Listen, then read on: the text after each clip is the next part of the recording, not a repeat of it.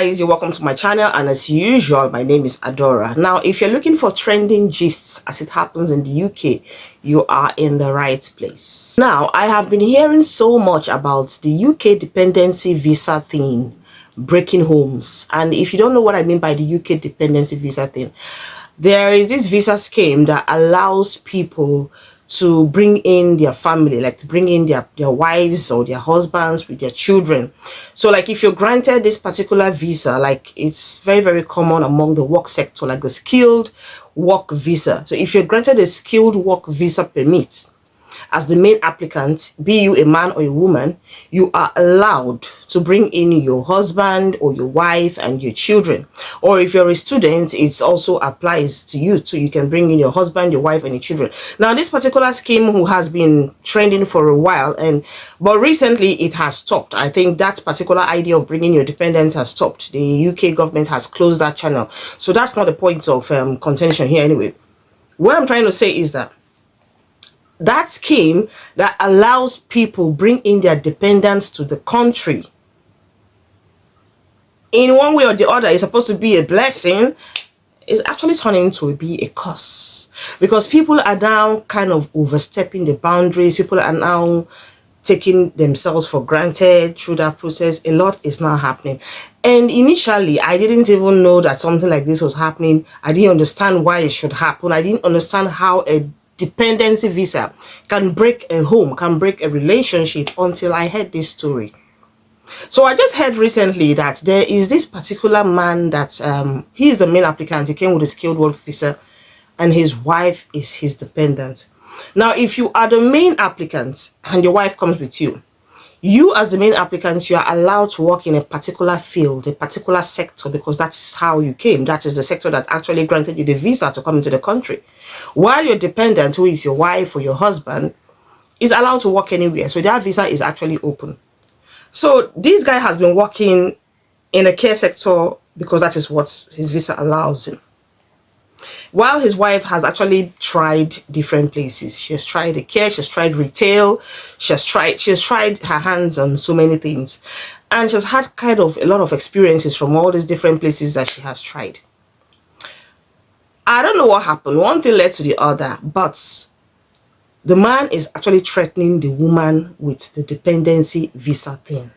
So recently they've been having issues, and like every normal relationship that has issues and you settle, whenever they have issues, he always threatens the woman by saying things like, you know what, I'm going to take away my dependency visa from you and send you back home. You know what, I'm going to call the immigration and tell them that you're no longer my dependent, and that nullifies your visa. He says things like this from time to time. According to the story, the first time he told the woman this thing, she laughed over it because she was like, where is that coming from? She didn't believe it. It was a joke to her. And then she noticed that from time to time, he keeps saying this till like each time there's a misunderstanding, the first thing he's always very fast to say is, very soon, I'm going to take away my dependency visa from you. I'm going to take you away from the list, and I will make sure they send you back home. I'm going to tell the immigration that I'm no longer marrying you and all of that. These things keeps happening. This threat continues, but she wasn't taking it seriously until recently, when the man actually called her one night. He just came back from his day shift. He came back home and told the woman, you know what, we need to talk. And the woman came downstairs to the living room to meet him, and he was like, I'm actually done with this relationship and I want us to go our separate ways. And the woman was shocked, and she was like, where is that coming from? And the man said, but I've been telling you that, this relationship is not going to go far. It's not going to last. And then from the look of things, I think it is now. This is the time. I'm tired of dragging it along. So let's just move our separate ways. And the woman was actually trying to find out what is happening. Where is this coming from? And the man was like, okay, fine. We've been having problems, and I think those problems are beginning to affect me. So I want you to go back home. And the woman said, but like every other relationship, they have problems and they make up. So this woman kept trying to explain to him, to talk to him, to see reasons with her, why their problems they've been having is not enough to break the relationship, but rather to destroy their marriage. A marriage of about 10 years, just because you have one or two misunderstandings from time to time, you now decide you want to just destroy the whole relationship and send the woman home. So after she had spoken for quite a while, the man was like, okay, you know what? The only reason why this marriage can still work, the only reason why it can stand, is, if you live here according to my own decisions, if you remain in the relationship according to my commandments, the way I want it to be. And the woman was like, okay, I'm all ears. What are these new rules and regulations? And the man said, well, since I work and you work, and I notice that you're also making money as much as I am, and I'm definitely the man of the home, and I brought you here. I spent all the money that we used to process our visas and everything to relocate over to the UK. I would like to be getting some amount of money from your paycheck every month. And the woman was like, what? Where is that coming from? And the man said, you heard me right. Yes. If you want us to continue with this whole thing, then every month you should be, I need a percentage of your income every month to be given to me. And the woman was like, but I still contribute to the house, we do things together. I pay some bills, I make some expenses in the house. Whenever you want me to buy this or that, I do them. So why do I still have to give you extra money? The man said, well, that is it. It's either you do that or you forget. So the woman was like, okay, fine. How much do you want in the first place? And then the man mentioned his amount of money, the figure he actually wanted. And the woman was like, that's a lot of money. Because if I give you this every month, what am I left with to pay my own part of the bills? What am I left with to make some expenses? What am I left with to send back home? I have family at home that's also depending on me and all of that. And the man said, you know what? I have spoken. That is how it ends.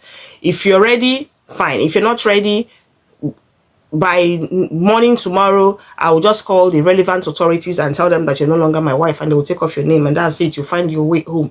And when the woman, because he knows at this point that this particular threat weakens the woman, he knows that this scares the woman, so he keeps saying it because the woman does not want to go home. She doesn't want to go back home. She does not want to be deported. So each time she hears this, like, she has this kind of panic attack, and the man understands that, so he keeps using that against her every time. So the woman just knew that, well, there's nothing she could do about it, that she just had to accept that new order. And she said, okay, that's fine. And they were living like that. So the woman will go to work. At the end of the month, she will get a certain percentage for the man and give it to him, in addition to other expenses she's still making in the house. This went on for a while until one day she decided that, okay, you know what? Because she's not getting enough, she's not making enough money from, her usual 9-to-5 job, because she's giving this man a huge amount of money from it, and she's also paying some bills in the house. So she decided to take up a side hustle, and she was selling some stuffs by the side to make extra cash. Immediately this man knew that she was making extra cash, he demanded for his own percent from that extra side hustle. And the woman was like, this is too much. And the man said it to her, listen, anything you are doing to make money, I need my own share of it. No matter how small it is, even if it's £1, I want you to give me something from it. At least that should serve as the money that I spent in bringing us over to the UK. So you must be able to give me something out of it. And the woman was like, wow, are you asking me to pay you back for bringing me here to the UK? And the man said, anyhow you want to interpret it, that's fine. But any other kind of business you open, be it small, be it big, you must be able to give me something. The minute you stop doing that, and that is the end of the relationship. And I also fear, of course, this is someone that has been, it's just like having a gun on your head and telling you to do something, your life or your money. Well, you have to choose your life. So she chose that. Okay, and then that's it. She was doing her side hustle, making money from the side, and she was also working. But at the end of the month, she gives this man everything, or rather, everything he asks for. And they were just living like that, managing, or so she thought. So she was, within her, she actually thought, well, she's playing her own part, she's playing her own part of the agreement. So as long as she's giving him money regularly, there's no problem about it. And then all of a sudden, from nowhere, this man came up one day and said, I actually just want us to still go our separate ways. I can't continue because I'm bringing in someone else that I want to get married to. You heard me right. He actually had someone else he wanted to get married to. So that was actually why all this idea of threatening her with deportation and all of that came in. He didn't just want to break the news to her immediately. He wanted to take some time and see if he could maybe work on himself and think of what to say to be able to break that horrible news and then he let it out. And this woman was devastated. She is terrible. She is broken. She's confused. She doesn't know what to do because, like, I don't know. You don't understand. She has already invested herself so much in the marriage, and to think that a dependency visa, because that dependency visa is just like having the life of someone in your hands. People now use it to threaten each other. If a woman brings a man here, before you know it, she start like, yeah, I've actually heard that story. There's another one again. That's a story for another day. It's about a lady. She came into the country. And 6 months later, the arrangement was that after 6 months, she would send for her husband and her 2 children to come and join her, because she was the main applicant and the husband and kids were supposed to be the dependents. So the husband kept asking, what's happening? We are still waiting. When are we coming to join you? And she keeps giving this excuse of, well, I'm still looking for a place. I need a bigger apartment. And, I'm actually in a very small place right now. It will not be conducive for us all. So I'm still looking for a place that we can all move in together. And then, okay, they gave her some extra time. And from 6 months, it moved into 1 year. And yet she did not invite her family. And all of a sudden, this man just heard from nowhere that this woman had actually moved in with another man and she had gotten pregnant there. So things like this happens a lot. Many main applicants now think that as long as they're the main applicants, you being their dependent, you are under them, like you have to either you work with them or you walk away. So it's just their way or the highway. So it's either you're with them or you're not. And if you don't want to be with them, then you go back. Then you just leave. Then you lose. So to them, it's like either you're with them or you lose out. So to those who are dependents in issues like this, in applications like this, I really don't know how you guys cope.